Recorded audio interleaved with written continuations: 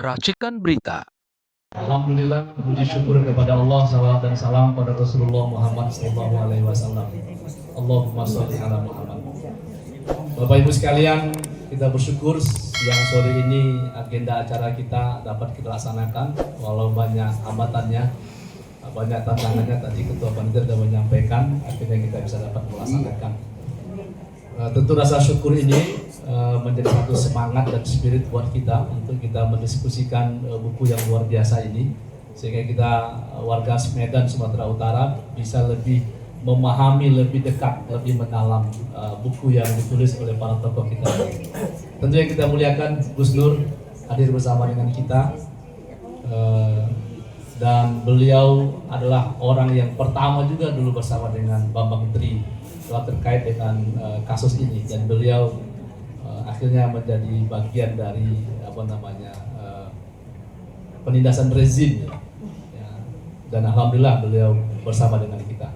Kemudian Mas Roy, Ibu Dr. Putifa, terima kasih atas kehadirannya. Dan Bapak Ibu sekalian, acara kita ini tidak hanya mendengarkan penjelasan dari penulis, kita juga menampilkan para pembanding, pembedah buku yang kapasitas mereka kita akui di Sumatera Utara. Dan Bapak Ibu sekalian, buku yang ditulis oleh 3 narasumber kita, sebenarnya kita juga menghadirkan Pak Rismon. Ya, Pak Rismon mengkonfirmasi bahwa tidak bisa hadir di Jogja. Iya, ada agenda di Jogja. Kita dari awal sebenarnya sudah mengagendakan ketiga tokohnya hadir, ya, dan sudah berkomunikasi terus menerus, tapi karena ada agenda lain. Dan kita bersyukur 2 dari 3 penulis hadir. Nah, buku yang luar biasa ini adalah buku Jokowi White Paper ini. Ini adalah sebuah buku yang menurut saya, menurut kita semua adalah sebuah ungkapan akademik sebenarnya ya. Kalau selama ini hanya dugaan-dugaan soal ijazah palsu atau dugaan-dugaan yang kemudian banyak bantahan-bantahan. Kalau secara akademik, ketika lahirnya sebuah buku itu kan sebuah naskah akademik yang akan bisa dipertanggungjawabkan kualifikasinya.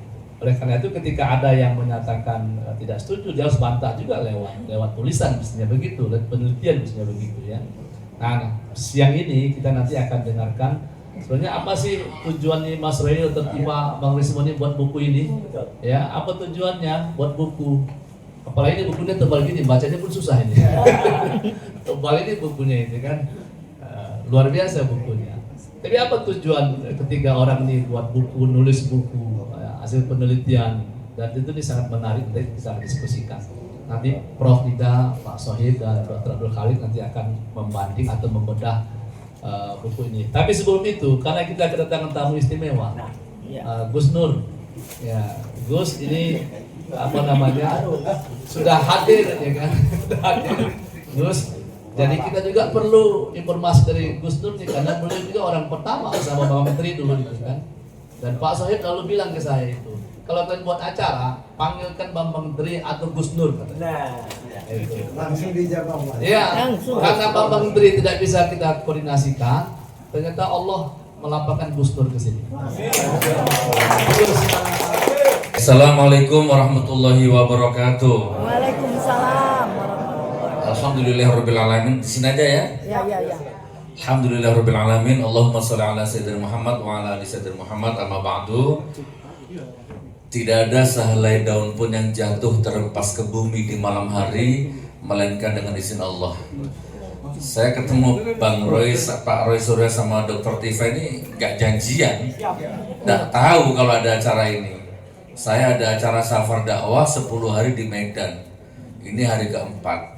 Baru tadi jam 10 baru ada kabar kalau ada Mas Roy Suryo sama Dr. Tifa di sini. Nah, ketemu sama beliau nih. Satu kamar sama saya di Bareskrim ya. Jadi saya mohon izin tidak bisa sampai tuntas karena 4:30 saya harus meluncur lagi perjalanan 2,5 jam dari sini, entah di mana daerahnya saya lupa tadi. Saya barusan khotib Jumat di tempatnya Pak Edi. Jadi kita diundang makan bersama di rumahnya beliau. Orang yang terdolimi juga ya. Nah, kurang lebih seperti itu.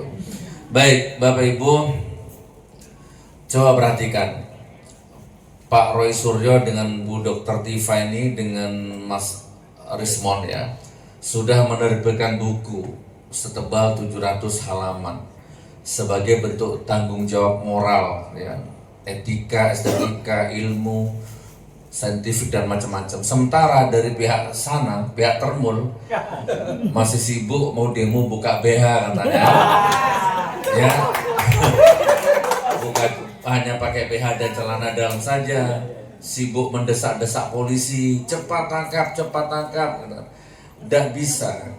Kalau ijazahnya asli, baru silakan ditangkap. Ijazahnya nggak ada, nggak pernah ada. Bagaimana mungkin? Cukup saya saja sama Bapak Menteri yang ditangkap, ya. Yang beliau-beliau jangan sampai. Kalau beliau-beliau ditangkap juga, berarti belum ganti presidennya berarti, ya kan? Walaupun Pak Roy Suryo ada 10 masjid, 2 menggagalkan. Di Jakarta kemarin 10 masjid, 2 membatalkan. Di Medan 2 juga membatalkan. Katanya didatangi polisi. Nah ini saya juga heran, kok masih ada polisi intimidasi masjid-masjid ini, padahal presidennya udah ganti. Nah ini tanda-tanda bahwa kekuatan geng Solo itu masih ada. Tapi sebagai umat Islam, sebagai pejuang di jalan kebenaran, haram hukumnya takut kepada siapapun termasuk geng Solo. Kan gitu ya. Nah saya akan mengulang kata-kata saya yang saya sampaikan beberapa minggu yang lalu sama beliau juga di Malang. Bapak Ibu, di ruang sidang. Nah, jadi kalau saya, Mas Roy Suryo debat di TV, walaupun sampai gontok-gontokan, itu nggak ada kekuatan hukumnya. Ya cuman kekuatan opini tetap ada ya. Cuman kekuatan hukumnya nggak ada. Palsu, asli, palsu, asli. Ya hanya gitu-gitu aja. Yang naik rating TV-nya. Gitu kan? Tapi gak ada kekuatan hukumnya. Iya.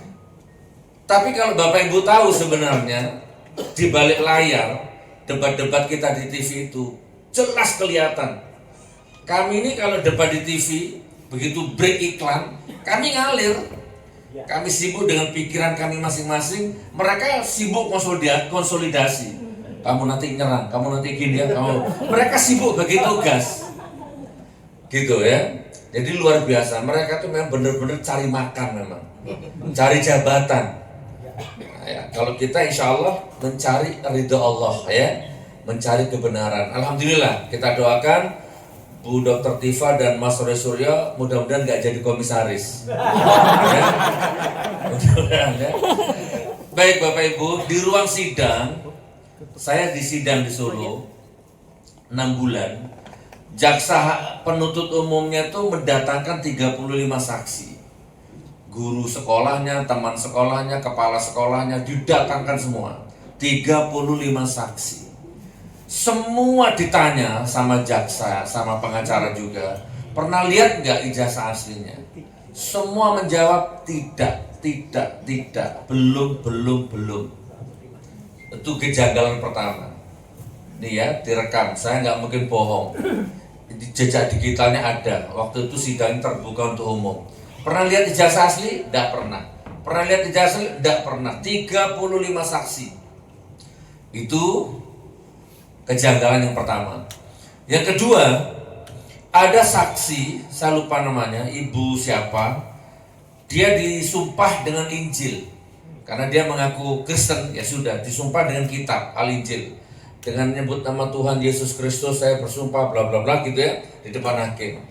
Nah, ketika dia duduk jadi saksi, dicecar dengan pengacara kita, ternyata di BAP-nya dia di situ ada kata-kata, saya sebagai umat Islam sangat keberatan bahwa Al-Quran dipakai alat bermubahalah untuk membohongi orang bla bla bla bla.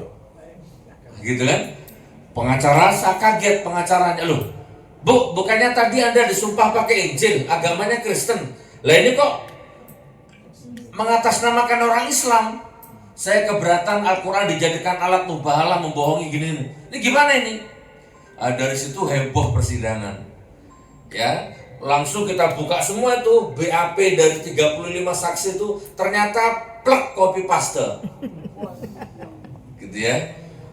Jadi ini kerjanya polisi ini ya. Luar biasa polisi, diazab pada besok sama Allah. Mana kalau ada polisi di sini? Diazab ada, bukan polisi Solo, bukan di sini maksudnya. Dan di sini insya Allah enggak ya. Jadi copy paste saja BAP-nya itu Pak. Jadi ibarat Anda ini 10 orang diperiksa, BAP-nya sama, kan enggak mungkin. Itu kejanggalan yang kedua. Nah akhirnya klimaksnya, puncaknya saya debat sama jaksanya itu. Pak jaksa, ini pidana. Beban pembuktiannya ada di Anda. Anda menuduh saya menebarkan fitnah, menebarkan berita bohong, menebarkan kepalsuan macam-macam. Oke, sekarang tunjukkan yang asli. Karena dipegang Anda itu kan fotokopi.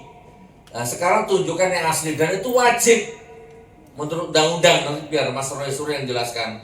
Wajib karena itu sebagai alat bukti juga di sidang. Nah, ternyata nggak bisa. Jaksanya nggak bisa mendatangkan yang asli. Padahal di Solo itu sidangnya itu.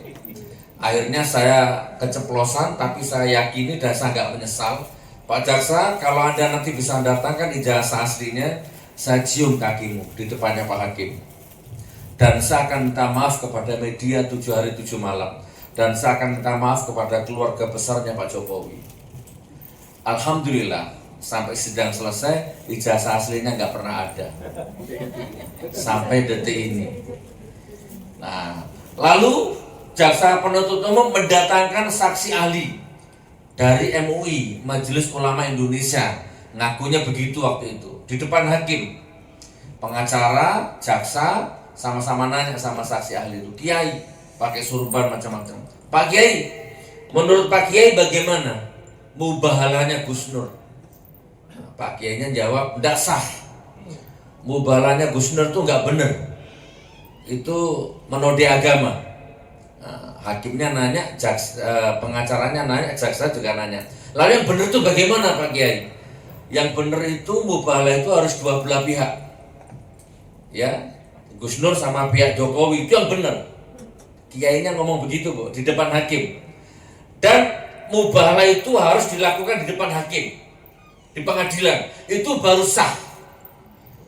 Nah, ini kekuatan hukum loh Pak. Omongan saksi itu di depan hakim berkekuatan hukum. Giliran saya nanya kepada kiainya, Pak Kiai, saya setuju dengan pendapat Anda. Mubahalah itu harus dua belah pihak.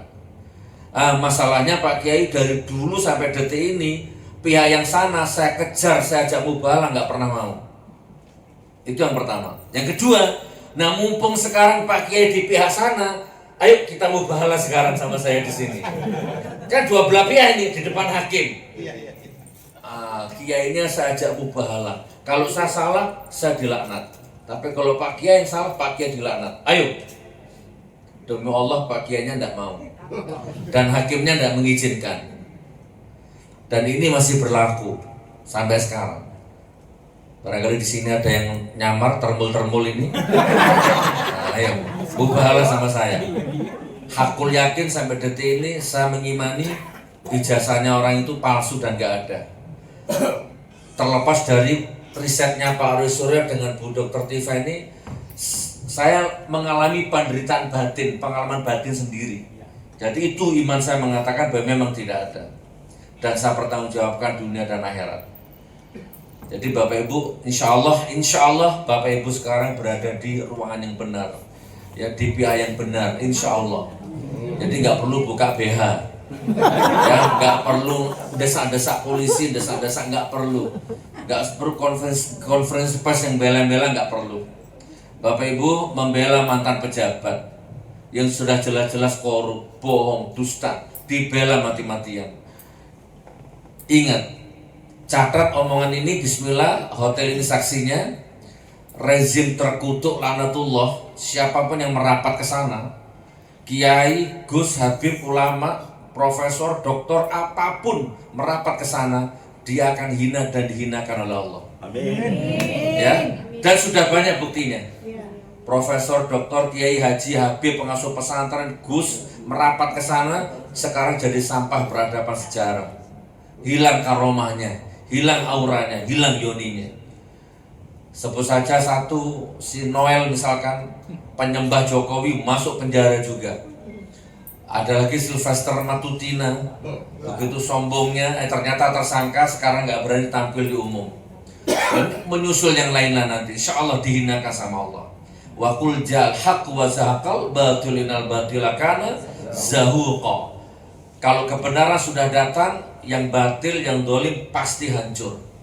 Sebagai penutup, kalau tangan Anda masukkan ke air, basah.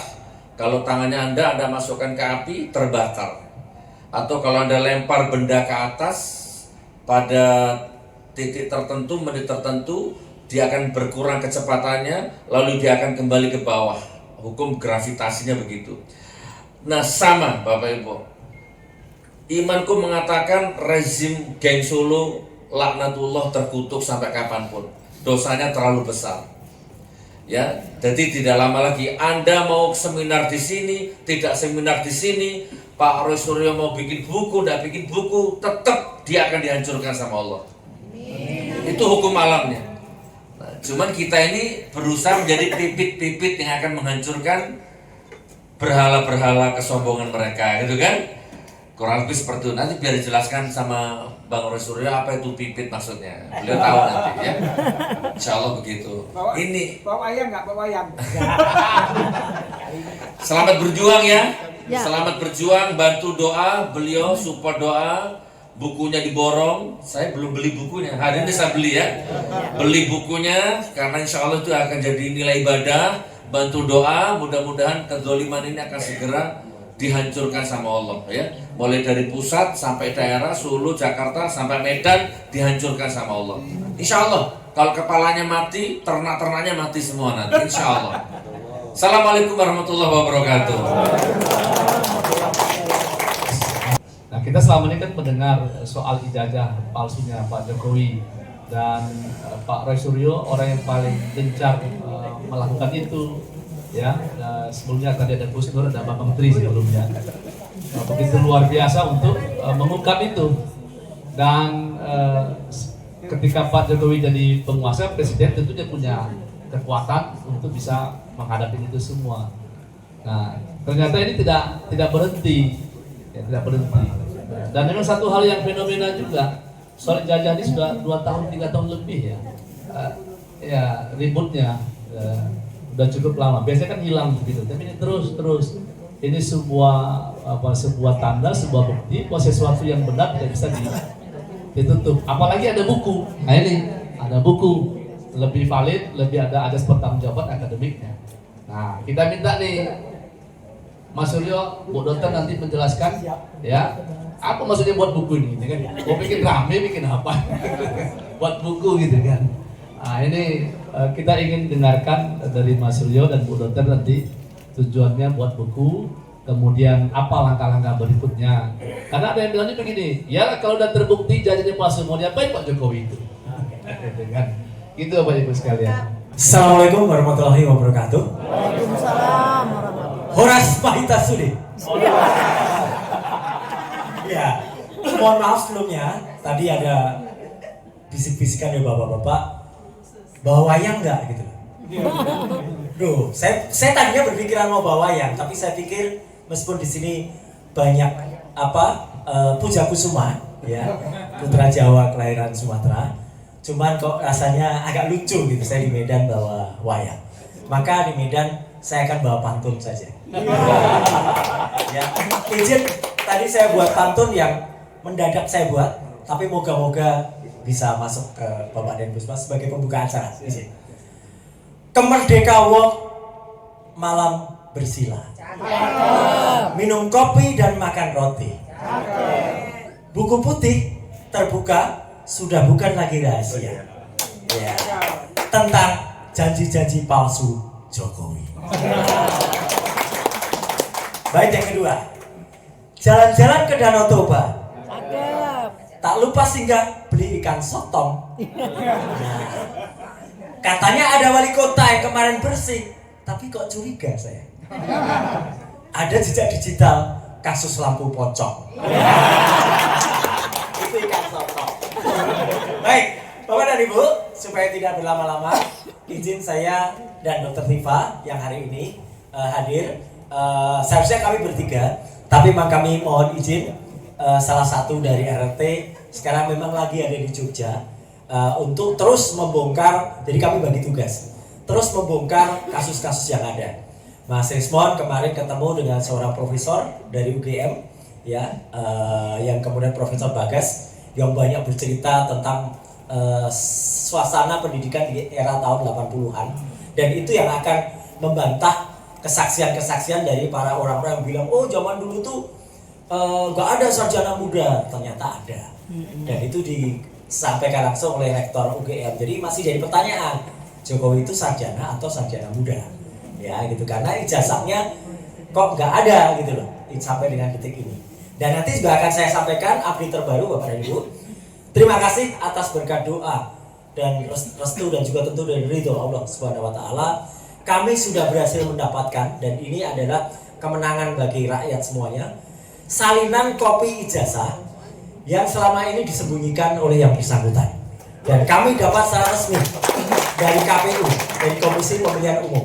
Tim kami, ya kita bersama-sama ya, kami bersurat ke 8 institusi dan kami mulai mendapatkan satu, dan itu adalah sesuai dengan apa yang ada pada buku. Nanti sedikit Mas Diki akan bantu saya untuk menyampaikan sedikit ulasan tentang bagaimana membandingkan ijazah asli dan palsu itu. Jadi itu perkembangan yang paling baru sampai dengan hari ini. Izin Bapak dan Ibu, jadi buku ini memang kami rancang ya untuk bisa dibaca secara mudah. Artinya Bapak dan Ibu tidak perlu harus langsung khatam buku ini ya. Susah ya. Lebih baik menghatamkan 114 surat ya dalam Quran. Jelas itu ya. Kalau buku ini dibaca sedikit-sedikit per bab, itu insya Allah sudah akan masuk. Dan buku ini memang kami susun bertiga. Paling depan tulisan saya, kemudian di tengah ada tulisannya Bang Rismon, paling belakang kesimpulan, dan itu menarik banget, itu tulisannya Dr. Tifa yang membahas tentang, nanti akan diceritakan langsung oleh beliau, tentang bagaimana ilmu neuropolitika. Neuropolitika adalah belajar, karena dokter beliau itu belajar menggunakan, mempelajari simpul-simpul saraf, urat-urat yang ada di otak dan lain sebagainya, untuk mengetahui bagaimana pandangan ke depan politik seseorang. Dan itu adalah yang ditulis oleh Dr. Tifa. Nah, buku ini saya mulai, Mas Diki bisa ya, itu dengan waktu itu ada sebuah kisah. Bentar, pertama kali ini. Jadi ini yang mengawali, terus ke bawah. Dari seminar balik ke novel dan film. Jadi awalnya kisah ini dimulai dari janji. Kenapa nanti di puisi saya ada janji, di pantun saya ada janji.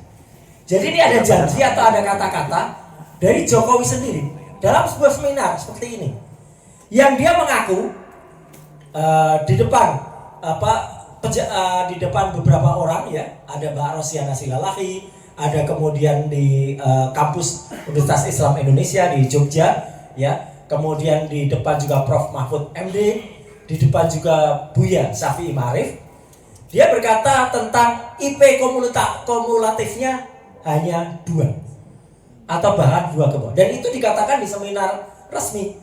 Artinya nggak boleh orang bercanda di seminar, dan statement itu tidak diralat bapak-bapak semua selama sampai bertahun-tahun sampai dengan sekarang, sampai hari ini tidak diralat. Nah inilah yang membuat otak waras atau otak kita itu berpikir, kok IPK di bawah 2 kok bisa lulus ya, atau kok bisa kemudian lanjut. Kalau dulu ada terminasi sarjana muda, kenapa dia tidak dihentikan di sarjana muda? Itu makanya membongkar kenapa akhirnya ada hipotesis bahwa Jokowi itu hanya ke sarjana muda dan tidak lulus. Bahkan ada hipotesis yang kuliah saja tidak gitu ya. Tapi itulah yang menarik yang akan menjadi pembahasan yang sudah kita bahas di buku ini. Lanjut Mas, langsung ke perbandingan ijazah. Terus, jadi ini ada banyak cerita menarik. Terus Bapak, ya. Bapak dan Ibu sering mendengar kata-kata ELA, Error Level Analysis. Itu adalah cara mengidentifikasi gambar itu asli atau tidak. Saya pernah juga mengidentifikasi dari Medan ini sebuah video artis. Tapi itu nggak ada hubungannya dengan Jokowi ya. Atau mungkin belum. Minimal mantunya. Saya nggak bicara soal Clara ya di sini. Lain itu ya. Jangan dihubungkan ya. Jangan. Tapi artinya video yang pernah saya periksa itu ya, itu juga kita periksa pakai error level analysis. Artinya error level analysis sudah bertahun-tahun sahih untuk memeriksa. Mulai dari kasus-kasus yang dulu, ada dulu video terkenal pemain band ya sama artis, kemudian bahkan kasus foto mantan presiden juga pernah saya periksa pakai error level analysis. Dan itu bisa menguji sebuah ijazah itu benar atau enggak. Kalau ijazah yang benar, Bapak dan Ibu, izin Mas Diki, ada ijazah saya, tolong naik turunan dulu. Terus. Oh sorry, sebelumnya di atas lagi. Oh, nah ini ijazah saya, ini ijazah saya sendiri Bapak dan Ibu. Jadi kalau ada orang ulas ijazahnya dari mana ini? Asli nih tahun 91 saya lulus. Kalau kita periksa dengan ELA, itu akan membuat sebagian ini akan nampak yang tadinya gambar itu sudah pernah direkayasa atau enggak. Kalau pernah direkayasa, maka di sini tidak akan nampak lagi jejak-jejaknya. Ini maksudnya apa? Tulisan I, J, A, Z. Pinggir fotonya pun masih nampak. Jelas kan Bapak dan Ibu? Tulisan-tulisannya masih nampak. Ini kalau utuh kayak gini. Lanjut sekarang ijazahnya tadi. Yang kita, ini bentar. Bapak dan Ibu melihat ini pun, ini ijazah saya. Kalau di ELA seluruhnya, kotak legalisasinya pun masih nampak. Pernah dilegalisasi. Artinya, foto itu kalau nggak banyak rekayasa, ya beginilah jadinya. Lanjut kita ke yang tadi Mas Diki. Nah ini. Ada kan nampak gambar di sini? Apalagi betul Bu. Lanjut ke yang gambar full Mas Diki. Nah, ini gambar apa Bu? Hutan, betul. Bahkan ada orang mengatakan mohon maaf sekali, kotoran burung Mas ini. Iya. Jadi ini artinya ijazah yang beredar itu adalah ijazah yang sudah banyak sekali ada rekayasa ya. Dan alhamdulillahnya naik lagi ke atas Mas Diki. Gambar yang kita lihat terus naik lagi sampai ke gambarnya Dian Sandi. Nah ini ijazah yang diposting oleh seorang kader PSI, partai sebar fitnah isu ya. Kenapa sebar isu? Bapak dan Ibu mungkin lihat isu terakhir, benar-benar jahat. Kami, saya, Dr. Tifa, Mas Refli Harun, itu memang benar. Kami berkunjung, kami ziarah ke yang disebut ibunya Jokowi, Bu Sujiatmi, almarhum Harimulyo, dan kami berdoa. Dan kami keluarkan sekarang videonya ketika kami berdoa. Tadinya kami nggak mau mengeluarkan video kami berdoa, karena buat apa sih? Berdoa itu kan apa? Kita habluminallah.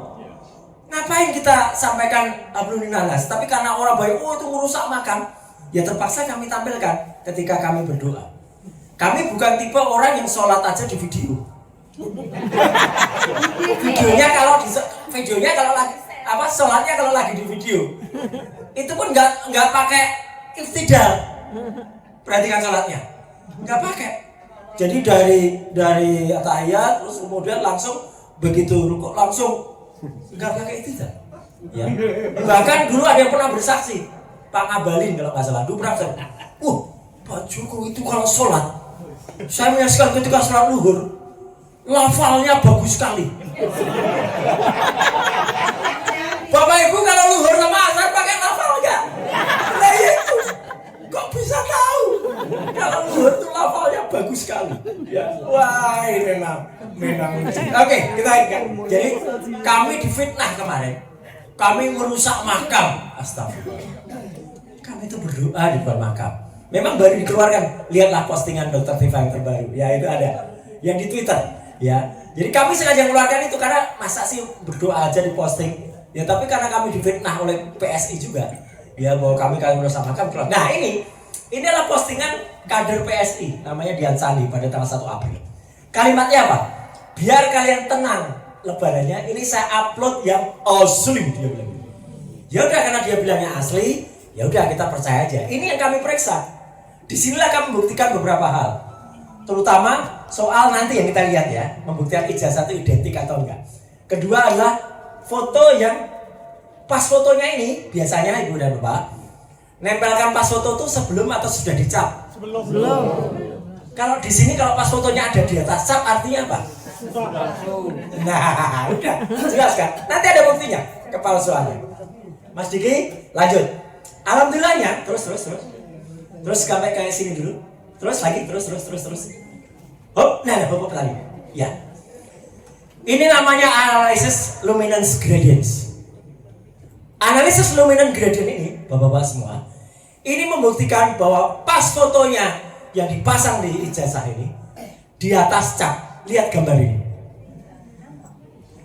Kalau ada capnya di atas foto, ini harusnya ada potongannya cap. Ini ilmiah, 100% ilmiah. Jadi ini jelas-jelas membuktikan bahwa pas fotonya itu memang ditempel di atas cap, dipotong pada jasnya, sehingga belakangnya memang ada capnya, tapi khusus di jasnya dia diganti orangnya pada jas dan wajah. Jadi artinya yang ini palsu. Dan apa, Bapak dan Ibu? Alhamdulillah yang tadi saya sampaikan, perkembangan paling baru, Komisi Pemilihan Umum sudah memberikan kepada kami salinan ijazah yang similar, identik dengan ini. Berarti artinya apa? Palsu ijazahnya. Satu lagi yang ingin saya sampaikan, Mas Diki, perbandingan ijazah. Terus. Foto nggak usah aja. Nah ini nih, ini nih. Ijazah yang ditampilkan oleh Mabes Polri, turun dikit, Mas Diki, mohon turun lagi. Justru lebih buruk dari yang Dian Sandi tadi. Ini ijazah yang ditampilkan pada saat konferensi pers. Jadi kalau ada orang mengatakan, ya itu saya tulis detail di buku ini. Pada saat jumpa pers Mabes Polri, kalau mereka punya yang asli, kan mereka tampilkan yang asli, bukan hanya fotokopi. Logikanya apa? Kepolisian kok malah nampilkan fotokopi. Fotokopi aja yang udah terlipat ini, ada tetesan kopi. Iya kan? Dan itu langsung mengingatkan kami, mohon maaf kalau kami tadi terlambat masuk sini karena kami tadi minum kopi dulu. Di mana tadi? Tempatnya yang apa nanti? Toh ya. Pokoknya saya tadi langsung ingatnya, wah ini hubungan antara Medan dan Singapura. Perdana Menteri Singapura Gok Tong. Kopi Kok Tong. Clara dipergikan ke Singapura. Clara lagi ya. Nah, jadi artinya apa? Ini adalah ijazah yang benar. Bapak dan Ibu, untuk membandingkan ijazah harus dibandingkan dengan yang keluar pada tahun, bulan, dan tanggal yang sama.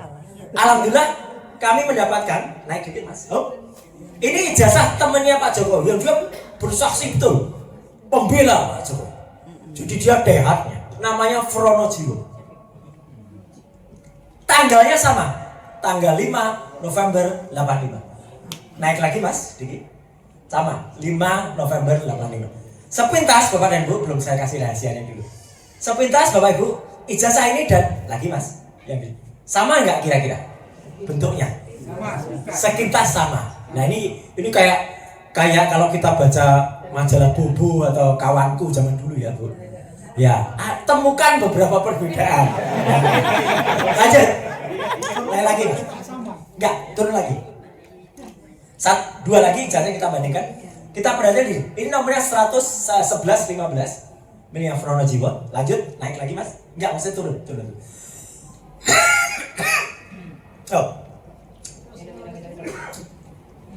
Ini 11-20. Maaf, miliknya Pak Jokowi. 11-15 miliknya Fronojiwo.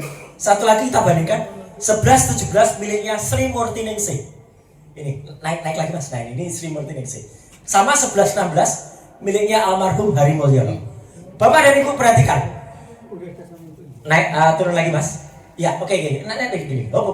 Naik lagi dikit. Oh enggak, maksud saya.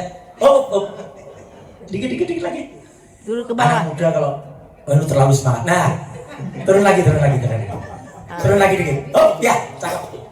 Bapak dan Ibu, satu ijazahnya Jokowi dengan 3 ijazah lain ini pembanding 11-15, 11-16, 11-17, 11-20 semuanya terbit pada hari dan wisuda yang sama. Seharusnya ijazahnya sama nggak?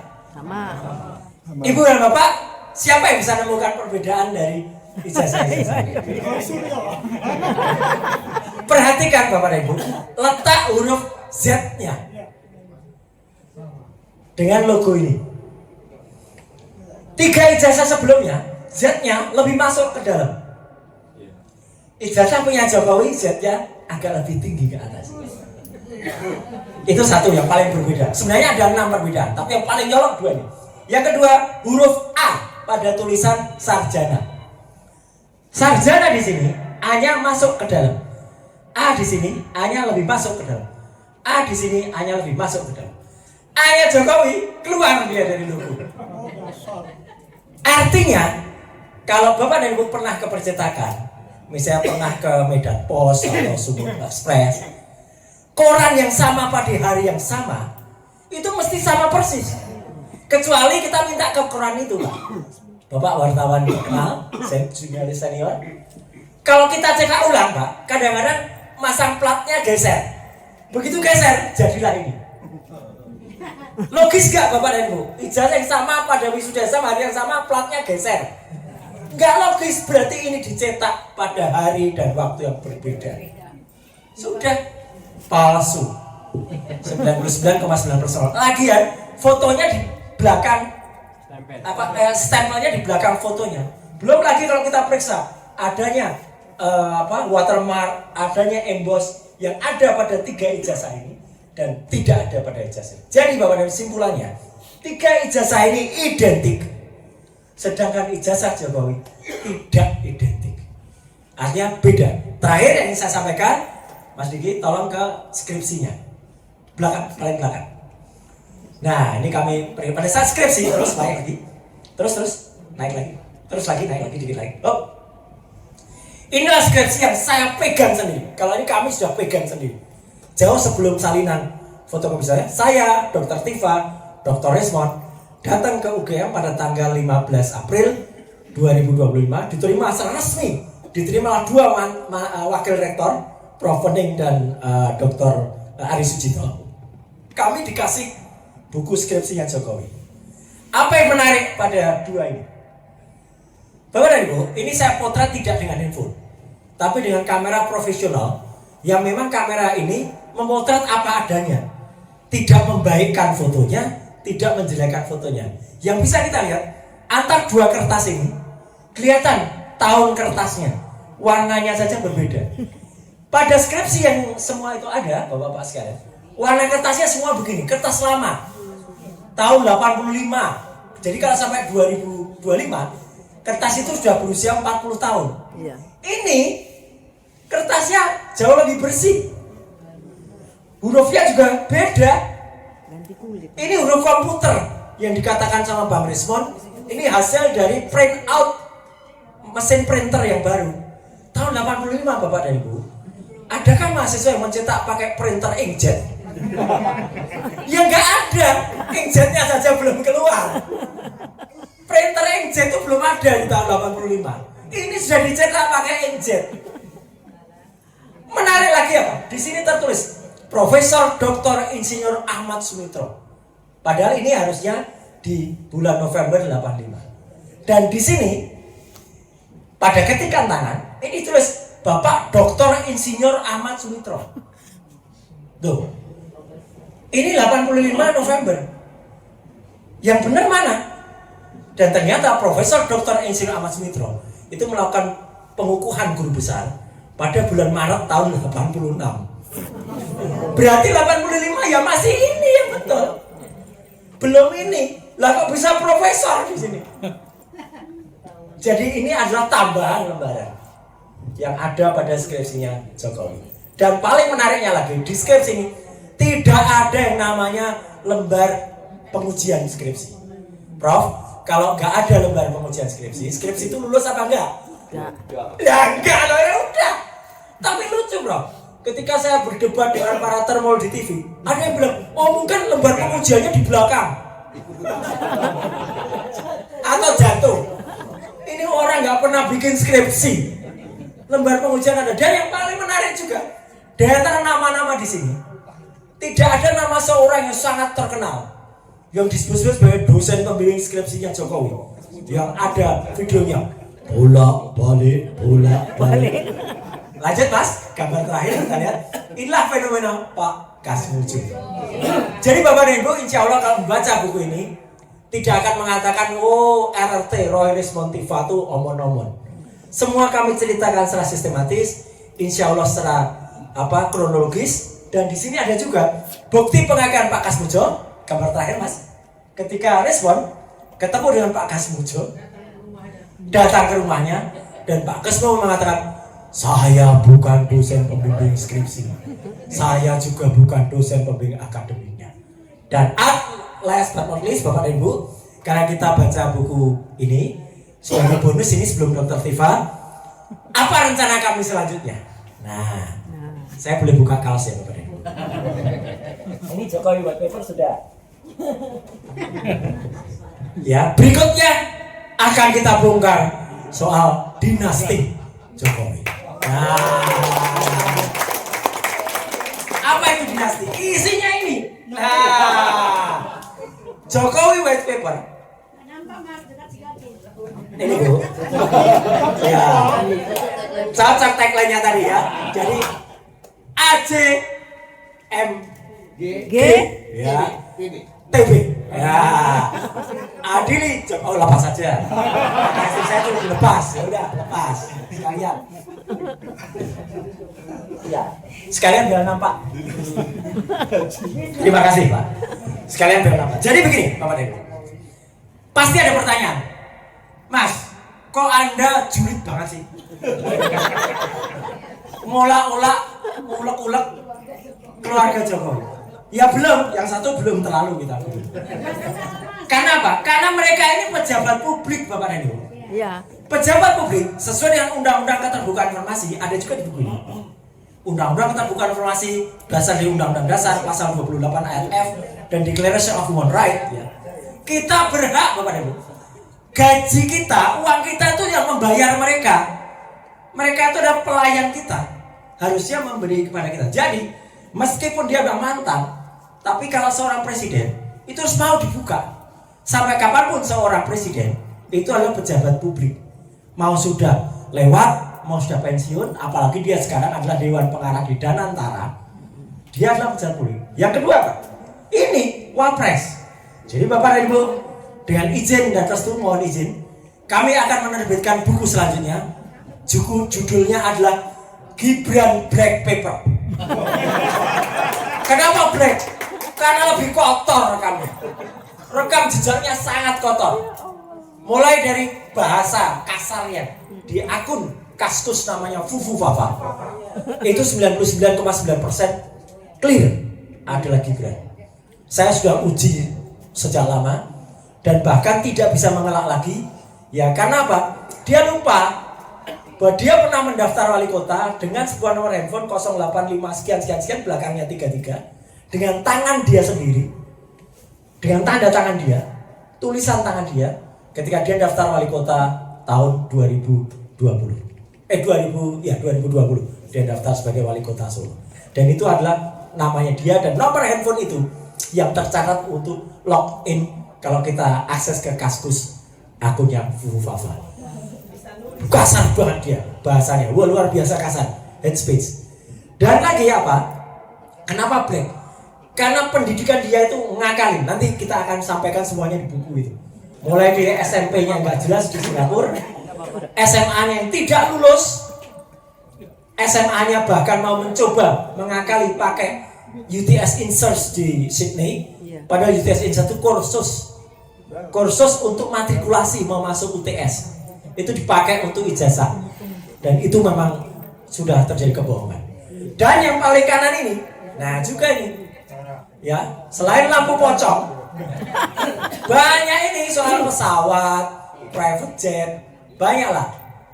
Bukan soal Clara ya lain lagi. Ya, nah itu pribadi, tapi ada juga hubungannya. Ini juga meskipun dia bukan pejabat publik, tapi dia juga sebenarnya sudah melakukan gratifikasi dengan naik private jet ketika mengantar istrinya nebeng waktu itu. Dan nebeng itu milik pesawat milik Ganye. Ganye itu pengusaha Sofi yang ada di Singapura. Banyak sekali nanti ceritanya, dan insya Allah Bapak dan Ibu kita akan ketemu pada beberapa minggu atau bulan ke depan Dan yang kita bahas bukan Jokowi white paper, tapi Gibran black paper. Sekian, terima kasih. Wassalamualaikum warahmatullahi wabarakatuh. Terima kasih Mas Roy, luar biasa. Sekalian, Bapak Ibu, untuk melengkapi penjelasan dari Mas Roy, kita dengarkan dari Bu Dokter melengkapi penjelasan. Nanti habis itu baru kita dari para pembanding kita ini, dan jam 4 nanti kita istirahat untuk sholat. Ya. Silakan Pak Bu Dokter, silakan. Apa? Wah, jangan. Nanti Bapak ada. Silakan Bu Dokter.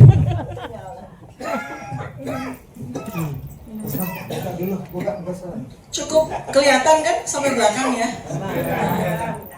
Baik, bismillahirrahmanirrahim. Assalamualaikum warahmatullahi wabarakatuh. Ya, pasti saya ingin sekali mengucapkan terima kasih dan tanda penghargaan saya kepada para panitia, ketua panitia, dan seluruh jajarannya yang saya tahu sekali usaha luar biasa untuk bisa menghadirkan acara ini bagi kita semuanya ya. Saya appreciate sekali, mudah-mudahan Allah Subhanahu wa taala membalas kebaikan ini dengan sebanyak mungkin amal jariah. Amin. Demikian juga dengan seluruh panelis, moderator, dan Bapak dan Ibu sekalian, sahabat-sahabat kami yang bersedia meluangkan waktu untuk hadir mendengarkan apa yang ingin kami sampaikan. Jadi pertama kali adalah saya ingin menjawab, Bu ya, pertanyaan mengapa sih Pak Dr. Suryo, Dr. Rismon Syanipar dan saya membuat buku ini ya. Karena apa? Kami akademisi, kami peneliti, kami punya tugas yang itu adalah amanah dari Allah Subhanahu wa taala untuk menjawab permasalahan. Itu tugas utama peneliti. Ada permasalahan, tugas peneliti untuk menjawab. Kemudian yang kedua, ada pertanyaan yang menimbulkan kegelisahan, menimbulkan kegaduhan, menimbulkan pertanyaan, dan lebih dari itu, pertanyaan tentang ijazah Jokowi ini menimbulkan luka batin yang luar biasa bagi seluruh rakyat Indonesia. Bayangkan, kurang lebih 11 tahun sampai dengan hari ini, rakyat Indonesia terpecah belah antara yang percaya bahwa ijazah Jokowi asli dan yang percaya bahwa ijazah Jokowi palsu. Mau diselesaikan sampai kapan pertanyaan ini? Dan dampaknya apa? Kalau pertanyaan ini tidak segera dijawab, suatu ketika nanti, ketika ada pilpres untuk memilih presiden yang ke-20, kita akan menemukan lagi calon presiden dengan ijazah palsu. Atau calon presiden yang ke-80 nanti akan lagi. Jadi kita harus menghentikan. Pertanyaan ini kita jawab.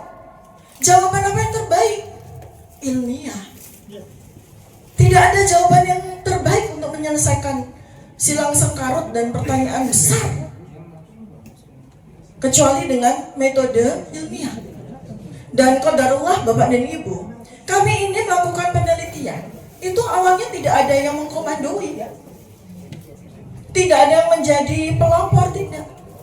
Saya secara pribadi sudah melakukan penelitian itu sejak tahun 2022. Mas Roy pasti punya tanggal tertentu ya, di mana? Saya sih tahu Mas Roy itu udah meneliti sejak tahun 2017, benar ya Mas? Jauh sebelum saya. Saya terusik itu karena apa? Karena ada 2 orang jadi korban. Tadi kita sudah saksikan korban pertama Gus Nur, yang kedua adalah Pak Bambang Tri. Bayangkan, di penjara bertahun-tahun, total 5,5 tahun Pak Bambang Tri itu, keluarganya hancur, dia kehilangan masa produktivitas 5,5 tahun. Bayangkan, coba bayangkan Bapak dan Ibu, kita tidak diberi hak kita untuk melakukan produktivitas kita sebagai manusia, sebagai kepala keluarga, sebagai umat, sebagai bagian dari masyarakat sosial selama 5,5 tahun. Itu kerugiannya bisa puluhan tahun untuk generasi selanjutnya, untuk anak-anak beliau, kan begitu ya. Tega sekali begitu. Sementara objek yang dijadikan sebagai bahan untuk memenjarakan beliau berdua itu sampai hari ini nggak muncul. Sampai dengan hari ini tuh nggak ada barangnya. Coba bayangkan betapa kejamnya. Dan sekarang dengan kemudian kami membongkar tentang ijazah itu melalui sebuah metodologi ilmiah yang kami kuasai, ya, saya pun juga baru tahu ya bahwa Bang Rismon itu juga melakukan penelitian secara terpisah. Kami melakukan penelitian di tempat kami sendiri-sendiri. Mas Roy di Jogja waktu itu sebelum beliau pindah ke Jakarta, saya di Jakarta, Bang Rismon di Bali G. Kami nggak pernah komunikasi. Saya dengan Mas Roy memang kenal sehingga ya kita lihat ya perkembangannya dari hari ke hari di sosial media gitu kan. Tapi Mas Rismon kami nggak ngerti. Kita dipertemukan tanggal 15 April 2025. Dan sejak itu kemudian kami bersepakat, ayo kita segera kebut hasil penelitian kita masing-masing dan kemudian kita bukukan. Ya. Jadi buku ini kami tulis tepat 1 bulan. Tetapi penelitian sudah kami lakukan sejak bertahun-tahun yang lalu. Dan tugasnya dengan buku ini terbit, tugas kami sebagai peneliti, sebagai akademisi, sebagai ilmuwan selesai. Kami lega sekali karena secara ilmiah kami berhasil membuktikan bahwa ijazah Joko Widodo memang palsu. Yang mana yang palsu? Ya yang disampaikan oleh kader PSI itu. Dan itu juga diakui oleh Pak Joko Widodo, ada rekaman videonya ya, bahwa Pak Joko Widodo juga mengaku ijazah versinya Dian Sandi yang diupload tanggal 1 April 2025 adalah ijazahnya, ijazah beliau. Artinya itulah satu-satunya ijazah yang beredar, dan ternyata itulah bukti yang justru menunjukkan bahwa ijazah itu palsu. Terkonfirmasi beberapa hari yang lalu dengan jawaban surat yang kami sampaikan kepada KPU Pusat bahwa ternyata fotokopi dari ijazah yang didaftarkan oleh Joko Widodo di tahun 2019 untuk meraih presiden yang kedua itu sama dengan ijazah yang diaku asli, tadi sudah disampaikan oleh Pak Roy. Ya, jadi itu semua cocok dengan hasil penelitian kami. Jadi Bapak dan Ibu, buku ini, Jokowi's White Paper ini adalah sebuah kunci kotak Pandora. Ternyata terbukti bahwa setelah buku ini terbit, semua orang dari mana-mana itu mengeluarkan bukti-bukti satu demi satu. Bahkan ada 3 institusi yang sengaja maupun tidak, saya pikir mereka tuh sengaja, 3 institusi yang sangat penting membuka misteri dari ijazah ini. Gak main-main Bapak dan Ibu, 3 institusi nomor 1 itu Bareskrim sendiri. Di tanggal 22 Mei 2025 ketika melakukan konferensi pers tentang ijazah, baru di situ kita tahu bahwa Joko Widodo itu menempuh studi di kehutanan UGM itu bukan dari sarjana, tapi dari sarjana muda. Kita tahu, baru tahu. Padahal ketika kami ke UGM tanggal 15 April 2025, kami ketemu dengan sivitas akademikanya, ketemu dengan petinggi kampus di situ, nggak ada satu kata pun terucap bahwa Joko Widodo itu adalah mahasiswa sarjana muda. Artinya apa? Artinya yang kata koran, ya, Kedaulatan Rakyat yang banyak diposting tanggal 18 Juli 1980, di mana itu adalah pengumuman calon mahasiswa yang diterima di program Perintis 1, PP1 ya waktu itu ya, belum UPN-PTN, belum Sipan Maru begitu ya. Di mana di situ ada nama Joko Widodo, berarti koran itu palsu. Karena kalau dia diterima di program sarjana muda, pengumumannya tidak di koran. Pengumumannya itu di kampus. Jadi peserta prodi program studi sarjana muda di UGM ketika itu masih ada, dia harus disurati sama UGM bahwa Anda diterima di program studi sarjana muda, kemudian dia harus ke kampus. Itu ya, itu yang membongkar malah Bareskrim. Yang membongkar malah Bareskrim loh. Nah, kemudian Apa yang disampaikan oleh Barreskrim itu, saya dengan Dr. Roy, kami berempat ya dengan Dr. Rismon dan ada satu ahli pidana, Pak Dr. Muhammad Taufik itu diundang sebagai saksi ahli di gelar perkara khusus yang diadakan oleh Mabes Polri. Apa yang terjadi di situ? Semua petinggi, Bapak dan Ibu, polisi yang hadir terdiam semuanya. Kenapa kok mereka terdiam? Padahal gelar perkara khusus nggak mungkin orang diam. Orang diundang untuk saling tanya jawab, saling berdebat, saling mengeluarkan bukti-bukti. Ini tuh semua diam. Sikap diam itu kemudian saya baca ini adalah suasana batin polisi yang mempertanyakan tentang ijazah tersebut. Sehingga apa? Kalau memang mereka itu yakin, mereka akan banyak bicara, berdebat dengan kami, ya kan? Tapi ini enggak, semua diem. Semua petinggi diam semuanya. Artinya apa? Kalau orang diam itu artinya ragu-ragu apa yakin? Mereka sendiri meragukan. Nah iya, atau mereka mengakui, oh iya ya, apa yang disampaikan oleh Pak Roy, oleh Pak Rismon, oleh Dr. Tiko memang benar. Tapi mereka tidak berani untuk mengakui. Iya, satu Barreskrim. Kedua adalah UGM sendiri. UGM yang dari sejak awal, kurang lebih kita UGM itu karena saya tidak mengikuti persidangan dari Gus Nur maupun Pak Bambang Tri, saya nggak bisa bicara di sini. Tapi saya bicara di mana saya menjadi pelaku sekaligus sebagai saksi. Mulai tanggal 15 April 2025. Di saat itu, UGM menghadirkan alumni kehutanan UGM tahun 1980. Tapi mereka adalah prodi sarjana, bukan sarjana muda. Nggak ada satupun dari sekitar 7 orang yang dihadirkan sebagai saksi pada pertemuan dengan kami itu yang ikut prodi sarjana muda. Semuanya adalah prodi sarjana. Dan di situ saya tidak melihat ya. Belakangan saya tahu, kita semua tahu bahwa Joko Widodo itu pernah kuliah di UGM itu di sarjana muda. Kita kan tahunya dari 22 Mei 2025 itu. Di situ tuh Sivitas Akademika kalau memang tahu, mereka pasti akan sampaikan atau mereka mengundang alumni yang memulai kuliahnya di prodi sarjana muda kan. Itu enggak sama sekali. Artinya apa? UGM cuma kecolongan. Sehingga kita tidak bisa mengatakan bahwa UGM bermain di sini. Siapa yang bermain? Oknum. Siapa yang bermain? Oknum.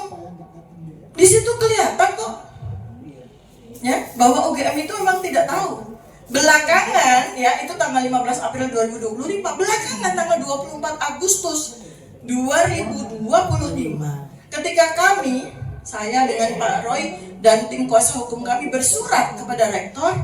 Kemudian rektor menjawab dengan sebuah konferensi pers, sebuah podcast.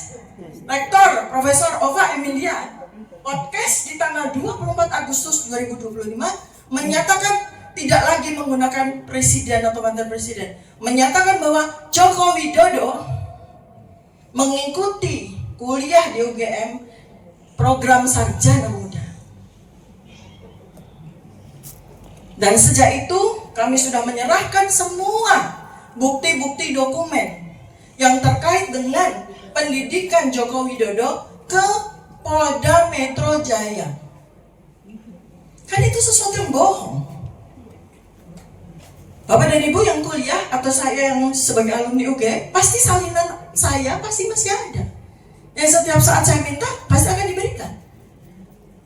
Karena kami penasaran, kami tanggal 19 Agustus tanggal 1 September kami bersurat ke UGM mempertanyakan tentang dokumen sarjana muda dari Joko Widodo. Jawaban UGM apa? Semuanya sudah kami serahkan kepada Polda Metro Jaya. Buang badan mereka, nggak mau terlibat lagi. Ya. Sekarang yang terakhir, institusi yang paling penting yaitu KPU. Kami bersurat kepada KPU. Dari mulai KPU di Solo belum menjawab, KPU di Jakarta minta tangguh. Jadi mereka minta tangguh nih, karena mereka nunggu jawaban surat dari KPU pusat. Jadi mereka minta tanggung. Kami akan menjawab 7 hari kemudian. Artinya mereka menunggu KPU mengeluarkan apa ya? Jreng, KPU pusat akhirnya menjawab surat kami, memberikan kepada kami salinan fotokopi ijazah. Jadi clear di sini tidak ada ijazah versi lain. Ijazah versi ya cuma itu, yaitu ijazah bodong itu, Bapak Deni. Itu ya, jadi clear semuanya. Clear semuanya, ya. Nah, sekarang saya akan memulai dengan menyampaikan apa yang menjadi bagian saya. Saya bukan ahli digital forensik, saya bukan ahli telematika, karena keduanya itu adalah keahlian dari Pak Roy Suryo dan Pak Isman Syarifat. Saya bicara tentang ilmu saya, neuropolitika. Ini ilmu baru, bukan baru lagi, bukan saya penciptanya. Saya menggunakan dan saya mengembangkan untuk bisa menjawab bagaimana otak manusia, ya. Halaman 48. Bagaimana otak manusia itu, ya. Ini otaknya Pak Jokowi. Dibedah dengan ilmu neuropolitika ya. Jadi Prof nggak susah-susah buka kepalanya Pak Jokowi. Kita menggunakan teknologi ya, melakukan pembedahan. Pembedahannya artinya bukan dibedah seperti Prof tugasnya ya, tapi melakukan pembacaan terhadap otak Jokowi. Dengan cara apa? Dengan cara kita mengcapture perilakunya yang saya dapatkan dari ratusan foto-foto. Kita capture perilakunya, kemudian ekspresi wajah, kemudian narasinya, ketika pidato, ketika bicara gitu ya. Nah itu semua kemudian kita lakukan analisis secara meta-analisis, metasintesis dari semua itu. Dengan teknologi Bapak dan Ibu, maka wajah seseorang adalah dokumen yang otentik. Wajah itu ternyata tidak bisa bohong. Wajah ya, lanjut deh. 544, coba kita lihat wajahnya Pak Jokowi. Oke. Lanjut. Di yang ada wajahnya Pak Jokowi. Bawa terus. Nih. Nah. Ini adalah capturing dari video ketika tanggal 25 Juli 2025 Pak Jokowi menerima sejumlah wartawan. Ya, ini saya capture. Ya. Nah, di situ kemudian saya lakukan analisis bagaimana perilakunya pada saat menyampaikan jawaban atas pertanyaan wartawan terkait dengan dosen pembimbing skripsi dan dosen pembimbing akademik. Bagaimana narasinya? Ya, dan itu terlihat dengan jelas bahwa dia tidak menyatakan apa adanya, alias bohong. Ya. Jadi pada video ini nanti di buku sudah saya buat linknya ya, sudah saya tulis linknya sehingga Bapak dan Ibu bisa klik. Artinya data saya otentik. Di situ pertanyaan dijawab dengan sebuah perilaku yang perhatikan baik-baik Bapak dan Ibu ya. Orang itu kalau bohong tidak mampu menatap mata dari yang bertanya. Ya, itu udah pasti. Dan saya hitung secara statistiknya. Artinya bukan sekedar sebagai sebuah kesan atau opini, tapi analisis statistik membuktikan bahwa memang betul. Setiap kali bohong, Pak Jokowi itu nggak pernah menatap mata dari orang yang bertanya kepadanya. Kemudian yang kedua adalah repetisi. Jadi repetisi itu pengulangan. Ya, oh tidak, dosen pembimbing skripsi saya memang bukan Pak Kasmujo. Dosen pembimbing skripsi saya memang bukan Pak Kasmujo. Jadi ulang-ulang. Ya, dosen pembimbing skripsi saya adalah Bapak Profesor Doktor Insinyur sambil merem. Karena ingat. Bapak Profesor Doktor Insinyur Ahmad Sumitro, gitu ya. Nah itu dari situ otak kita itu mengeluarkan sebuah data yang tercapture di wajah, menghasilkan sebuah dokumen. Ya, itu ilmu neuropolitika itu seperti itu. Sehingga ini mesti hati-hati nih ketika masyarakat Indonesia mendapatkan ilmu ini di buku Jokowi's White Paper. Apa artinya? Ilmu kalau benar secara metodologis itu bisa dipakai berulang kali dan menghasilkan sebuah simpulan yang sama. Artinya apa? Dipakai oleh siapa? Oleh calon gubernur nanti. Coba Bapak Ibu pakai ilmu yang saya tulis untuk melihat apakah calon gubernur ini bohong atau jujur. Calon presiden ini bohong atau jujur. Itu sudah saya tulis metodologinya. Tidak hanya dipakai untuk Jokowi saja, tidak. Jadi ini hati-hati nih. Makanya pejabat juga ketakutan. Contoh, baru-baru saja saya, Mas Roy ya, kami kan mau bersurat kepada semua fraksi di DPR, semua komisi di DPR. Salah satu yang berani untuk menerima kami adalah fraksi PKS. Kami diterima pukul 10 sampai pukul 11.30. Mas, lega dong, lama ya. Tapi yang paling terjadi ketika kami hadir, sudah datang, itu anggota-anggota fraksi itu bolak-balik, bingung. Sampai akhirnya jam 10 itu kami baru diterima di jam 11. Hanya setengah jam. Ya, berani tapi hanya setengah jam. Artinya apa? Mereka ketakutan. Karena ternyata ya, ini adalah sebuah informasi yang kami terima dari media. Ada media bisa di searching ya, 60% pejabat itu ijazahnya bodong. Bayangkan, gimana mereka nggak takut menerima kita? Kita nggak tahu nggak. Iya, gimana mereka nggak takut menerima kita kan? Ya, jadi sama.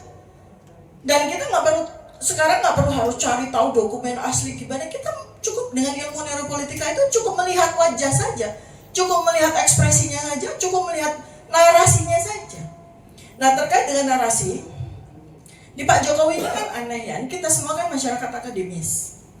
Saya yakin Bapak dan Ibu kan pernah kuliah di mana? Di UGM, di USU, di mana?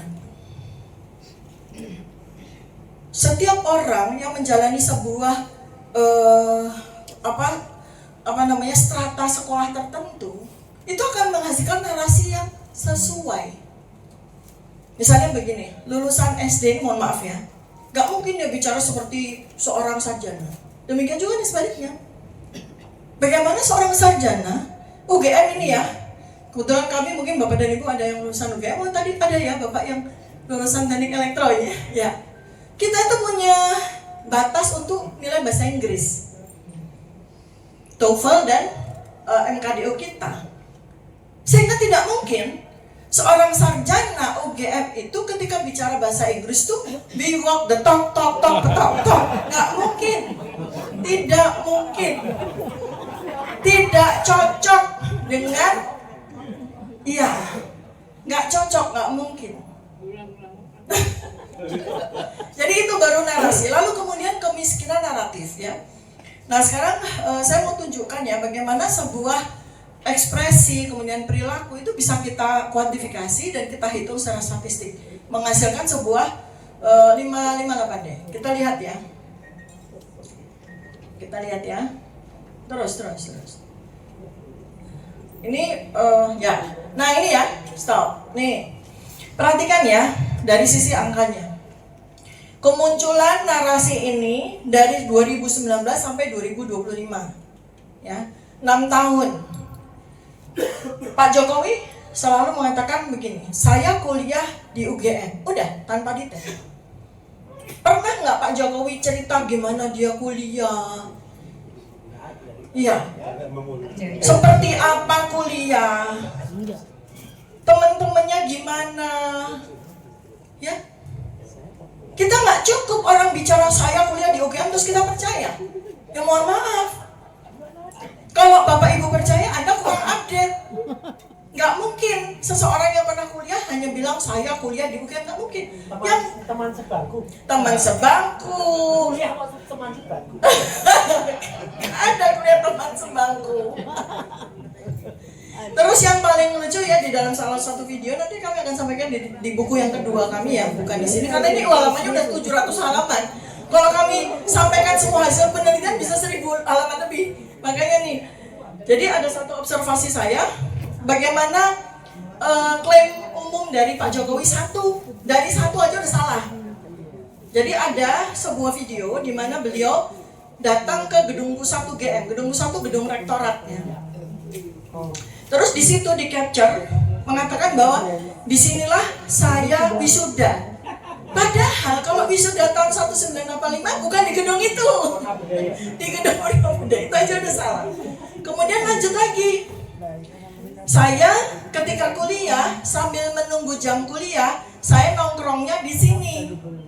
Memang betul, gedung pusat itu kan gedungnya tuh tua, kuno gitu, sejuk, sehingga memang kita tuh sering belajar di situ. Kalau ujian tuh ramai sekali, mahasiswa belajar di situ. Tapi kalau dia mengatakan bahwa di sela kuliah dia nongkrong di situ, itu sangat mustahil. Ya pasti telat. Orang fakultas kehutanan di sana, gedung pusat di sini, ya. Nah seperti itulah narasi-narasi yang keliru ya.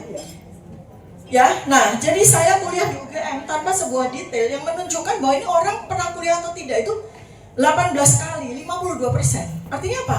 Itu sudah valid bahwa bisa dipastikan dia tidak pernah kuliah di UGM. Ya. Narasi dangkal, minim kontribusi hipokampus. Apa itu hipokampus? Apa Prof?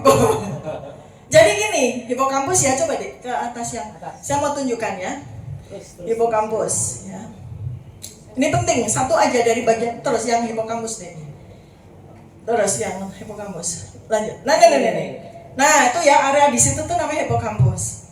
Jadi, Bapak dan Ibu, orang kalau mengingat sesuatu yang terjadi pada dirinya, pada kehidupannya 40 tahun yang lalu, ingatan itu tersimpannya di hipokampus, di bagian situ tuh. Bentuknya apa? Bentuknya film, bukan bentuk narasi. Bentuknya film. Jadi ketika kita direkol, gimana itu waktu masa kuliah? Yang kita ingat itu? Wah, yang kita ingat itu pasti degilnya teman-teman kita, bandelnya kita dulu, kita bolos, nitip absen, gitu-gitu loh. Itu yang akan, kenapa? Ketika kita ditanya KKN gitu ya, kita nggak jawab KKN saya di desa Ketoyan, ya desa Ketoyan, kecamatan mana, Wonosegoro, Kabupaten, enggak. Saya dulu KKN tuh, kalau saya karena dokter ya, saya bikin sunatan massal. Nah kayak gitu, anaknya anaknya kabur mau disunat, ceritanya begitu. Tapi ketika saya ditanya, kuliah KKN Dokter Tifa di mana? Bentar. Saya tuh di Magelang, tapi saya lupa persisnya di mana gitu. Malah nggak ingat. Tapi yang saya ingat ya itu betapa serunya waktu KKN. Yang ditanya ketika Jokowi membuktikan bahwa dia pernah KKN, yang saya KKN di desa Ketoyan, kecamatan Wonosegoro, Kabupaten Boyolali. Yang dia ingat itu adalah ingatan yang ada di prefrontal cortex, ingatan yang dipelajari, dia hafal. Jadi dia nggak ada recall di memori di hipokampus bagaimana dia KKN sesungguhnya. Nah yang kemudian terbukti pada pernyataan Barreskrim tentang KKN keliru dengan apa yang disampaikan oleh Jokowi Widodo sendiri. Barreskrim di 22 Mei 2025 mengatakan KKN-nya Jokowi tahun 1983. Tapi ketika Jokowi Widodo ditanya, saya KKN awal tahun 1985. Masa mana ada orang KKN 2 kali ya? Nah, itu contohnya ya, bahwa hipokampus ya sebuah tempat di mana memori kita tentang masa lalu kita itu disimpan sebagai sebuah film, bukan sebagai sebuah kata-kata, narasi. Ya, itu adalah di mana otak itu adalah sebuah dokumen yang otentik, nggak bisa bohong. Ya. Kemudian yang terakhir yang ingin saya sampaikan, ya, jadi banyak termu yang mengatakan ini buku sampah, ya. Ini buku nggak valid. Kenapa? Karena nggak ada komparasinya. Metodologi tidak selalu membutuhkan komparasi. Apalagi ini kasus satu-satunya di dunia. Bahkan mungkin di dunia. Dari 8 presiden ini satu-satunya presiden yang antik ini loh. seunik ini dan senyebelin ini. Nah itu dia. Jadi kita nggak mungkin ada komparasinya. Ada memang beberapa presiden, perdana menteri di dunia itu memasukkan ijazah doktor. Kalau mau dikomparasi, ada beberapa kasus. Terus terjadinya apa ya? Mereka dipecat. Bahkan ada yang dipenjarakan. Nah kalau mau dikompar, ya berarti nanti Pak Jokowi ya dipenjarakan. Iya, harus. Iya kan, komparasinya kan gitu. Ini adalah sebuah studi kasus. Pertama kali, mudah-mudahan satu-satunya. Jangan sampai ada 2 kali. Maka kami berani untuk menuliskan buku ini dengan Jokowi. Di dalamnya Bapak Ibu di 700 halaman, ratusan kali kami menyebutkan Jokowi Dodo. Jokowi Dodo. Itu tanda apa? Kami berani mempertanggungjawabkan hasil penelitian ilmiah kami. Kami tidak menggunakan inisial JKW, menggunakan enggak. Kami sebut Jokowi Dodo karena memang subjek penelitian kami adalah Jokowi Dodo. Apakah itu ada konsekuensi hukumnya? We don't care. We don't care. Kenapa Bapak Ibu? Pesan saya ya, ribuan tahun ilmuwan, 2.500 tahun yang lalu, ada seorang filsuf ilmuwan yang dipaksa menenggak racun ketika dia menyampaikan temuan ilmiahnya. Namanya Socrates. Sekian ribu tahun kemudian, sekian ratus tahun kemudian ada Galileo Galilei yang dihukum gantung. Ada Cicero, ya, yang disuruh mengiris nadinya sendiri karena menyampaikan kebenaran. Itulah ilmuwan. Ya tentu saja kami juga harus berjuang untuk menegakkan hukum, bahwa kalau seorang ilmuwan menyampaikan kebenaran itu areanya bukan area hukum. Kalau memang kami mau dibantah, bantahlah dengan ilmu, bantahlah dengan penelitian yang lain. Jangan bantah dengan narasi, apalagi narasinya termul. Itu pembodohan. Dan masyarakat Indonesia, saya yakin sejak beberapa tahun terakhir ini mencerdas dengan cepat. Alhamdulillah. Bahkan penelitian yang terakhir terkait dengan hasil penelitian kami yang kami bukukan di Jokowi's White Paper ini, 93% netizen percaya bahwa ijazah Joko Widodo itu palsu. Ya, demikian yang bisa saya sampaikan. Mudah-mudahan nanti ada pertanyaan. Terima kasih atas perhatian dan mudah-mudahan memberikan pencerahan. Assalamualaikum warahmatullahi wabarakatuh. Assalamualaikum. Terima kasih dokter, luar biasa.